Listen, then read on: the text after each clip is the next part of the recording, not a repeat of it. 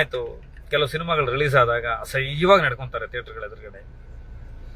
ನೀವು ಆರಾಧಿಸೋರ್ನ, ನೀವು ಅಭಿಮಾನಿಸೋರ್ನ ಪ್ರೀತಿಸಿ ತಪ್ಪಿಲ್ಲ, ಅದಕ್ಕೆ ಯಾಕಪ್ಪ ಇನ್ನೊಬ್ರು ಹೆಂಡತಿ ಮಕ್ಕಳ ಸರಿಗೆ ಕೈ ಹಾಕ್ತೀರಿ? ಇದನ್ನ ಅಸಹ್ಯ ಅನ್ಬೇಕಾ, ಏನನ್ಬೇಕು? ಸೊ ಈ ತರದ್ದೆಲ್ಲಾ ಪಡೆಗಳ ವಿರುದ್ಧ, ಈ ತರದ್ದೆಲ್ಲ ಕುಚೋದ್ಯದ ವಿರುದ್ಧ ಮಾರ್ಕ್ ಸಿನಿಮಾ ತಂಡ, ಅದರ ಅಧಿನಾಯಕ ಕಿಚ್ಚ ಸುದೀಪ ಅವರು ಒಂದು ಯುದ್ಧ ಮಾಡ್ತೀನಿ ಅಂತ ಹೇಳಿದ್ದಾರೆ. ತಪ್ಪ? ಕುಂಬಳಕಾಯಿ ಕಳ್ಳ ಅಂದ್ರೆ ಹೆಗಲು ಮುಟ್ಕೋಬೇಕು. ನೀವು ಬೇರೆದ್ನೆಲ್ಲ ಮುಟ್ಕೊಂಡ್ಬಿಟ್ರೆ ಏನ್ ಮಾಡೋದು ನಾವು? ಇದನ್ನ ಎಲ್ಲಾ ಸಿನಿಮಾದವರು ಫೇಸ್ ಮಾಡಬೇಕು. ಇದು ಎಲ್ರೂ ಯೋಚನೆ ಮಾಡಬೇಕು. ಇದು ಎಲ್ರಿಗೂ ಇರತಕ್ಕಂಥ ಸವಾಲು.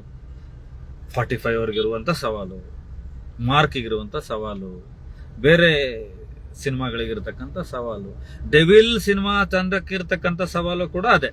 ಡೆವಿಲ್ನವರು ಹೇಳ್ಕೊಂಡಿದ್ದಾರೆ 9551 ಚಿಲ್ಲರೆ ನಾವು ಪೈರಸಿ ಲಿಂಕ್ಗಳನ್ನು ತೆಗೆದ್ವಿ ಅಂತ ಅಲ್ವಾ? ಪೈರಸಿಯನ್ನ ಏನ್ ನಾನು ಇಷ್ಟು ತನಕ ಸಮಸ್ಯೆಗಳು ಹೇಳಿದ್ನೆ, ಇದನ್ನ ಯಾರು ಮಾಡಿದ್ರು ತಪ್ಪೆ. ಇದಕ್ಕೆ ಕಿಚ್ಚ ಸುದೀಪ್ ಅವ್ರು ಯಾವತ್ತಾದ್ರೂ ತುಪ್ಪ ಸುರಿದಿದಾರ? ಫ್ಯಾನ್ಸ್ಗಳಿಗೆ ಇನ್ನೂ ಬುದ್ಧಿ ಹೇಳಿದ್ದಾರೆ, ಒಳ್ಳೇದಾಗಿ ನಡ್ಕೊಳ್ಳಿ ಅಂತ. ನೀವು ಕೆಟ್ಟದಾಗಿ ಒಂದ್ ಕಡೆ ಕಮೆಂಟ್ ಮಾಡೋದು, ಕೆಟ್ಟದಾಗಿ ಟ್ರೋಲ್ ಮಾಡೋದು, ಅಸಹ್ಯವಾಗಿ ವಿಕೃತವಾಗಿ ನಡ್ಕೊಳ್ಳೋದು, ಇದೆಲ್ಲ ಮಾಡಿಬಿಟ್ಟು ಕೊನೆಗೊಂದಿನ ನಿಮ್ಮ ಮನೆಯ ಪೋಷಕರು, ನಿಮ್ಮ ತಂದೆ ತಾಯಿಗಳು ರೋಡಿಗಿಳಿದು ನನ್ನ ಮಕ್ಕಳನ್ನ ಜೈಲಿಂದ ಬಿಡಿಸಿ, ಪೊಲೀಸ್ ಸ್ಟೇಷನ್ ಇಂದ ಬಿಡಿಸಿ ಅಂತ ಹೇಳೋದು ಎಷ್ಟು ಚಂದ. ನಿಮ್ಮ ಪೋಷಕರಿಗೆ ಮಾಡ್ತಿದ್ರೆ ಜವಾಬ್ದಾರಿಯಿಂದ ನಡ್ಕೋಬೇಕಲ್ವಾ? ಯಾವುದೋ ನಟನನ್ನ ಆರಾಧನೆ ಮಾಡ್ತೀರಾ, ಮಾಡಿ, ಸಂತೋಷ ಬೇಕು. ಪೂಜಿಸೋದಕ್ಕೆ ವ್ಯಕ್ತಿತ್ವ ಬೇಕು. ಇವತ್ತೆಲ್ರಿಗೂ ದೇವರುಗಳು ಬೇಕು. ಎಲ್ಲರಲ್ಲೂ ದೇವ್ರು ಹುಡ್ಕೋದು, ನಮ್ಮ ನಾಯಕನನ್ನ ಹುಡ್ಕೋದು, ಒಂದು ರೋಲ್ ಮಾಡಲ್ನ ಹುಡ್ಕೋದು ಬೇಕು.